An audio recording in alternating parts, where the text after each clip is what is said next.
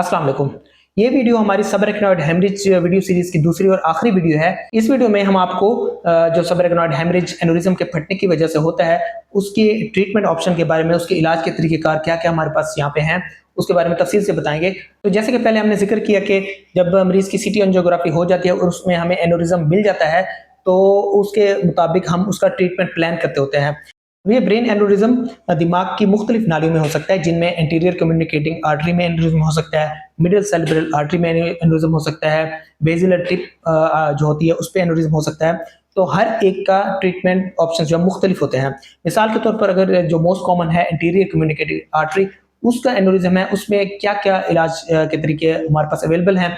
तो उसमें सबसे पहले जो मोस्ट डेफिनेटिव यानी कि जो जिसमें ठीक होने का चांस सबसे ज़्यादा है वो है आपकी सर्जरी करके उसकी एन्युरिज्म की क्लिपिंग करना, यानी इसके ऊपर क्लिप लगा देना। उसमें ये होता है कि ब्रेन की एक प्रॉपर बड़ी सर्जरी होती है जिसके सारे रिस्क होते हैं सर्जरी के, वो होते हैं उसमें उस एन्युरिज्म तक पहुंचा जाता है ऑपरेट करके, और वहां पे एक मेटालिक क्लिप लगा दिया जाता है, धात का क्लिप लगा दिया जाता है जो उसकी गर्दन को बंद कर देता है, और वहां खून की सप्लाई बंद हो जाती है और वो एन्युरिज्म सिकुड़ कर खत्म हो जाता है।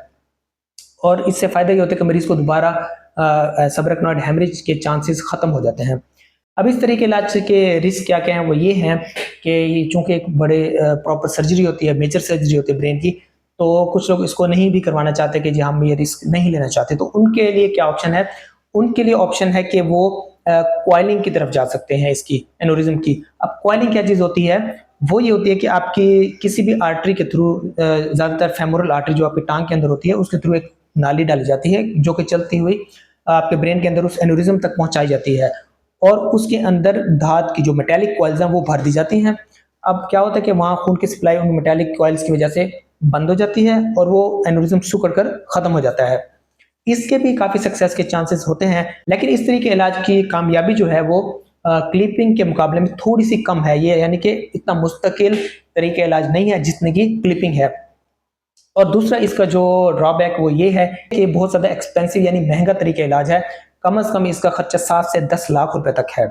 अब एंडोवास्कुलर में यानी कि खून की नाली के जरिए जो इलाज किया जाता है एन्युरिज्म का, उसमें एक और तरीका इलाज बहुत बड़े एन्युरिज्म के लिए होता है कि यानी कि जो बहुत ज्यादा बड़े एन्युरिज्म हो जिनके अंदर कॉइल ना डाली जा सके, तो उसमें एक और ऑप्शन होता है फ्लो डाइवर्टर का।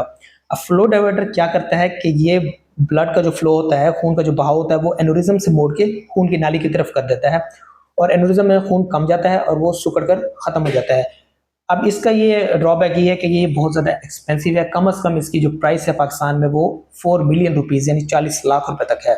इसके अलावा एक और ऑप्शन भी होता है कि अगर ऑपरेट कर दिया, एन्युरिज्म बहुत ज़्यादा बड़ा हुआ, तो उसमें ये कहते हैं कि उसकी गिर्द रैपिंग कर देते होते हैं, किसी मटेरियल डाल देते होते हैं जो कि आर्जी तौर पर उसको कुछ अरसे के लिए स्टेबल रखता है। तो ये थे ब्रेन एन्युरिज्म और सबरेक्नोइड हेमरेज के मुख्तलिफ तरह के इलाज जिन पर मैंने रोशनी डाली है।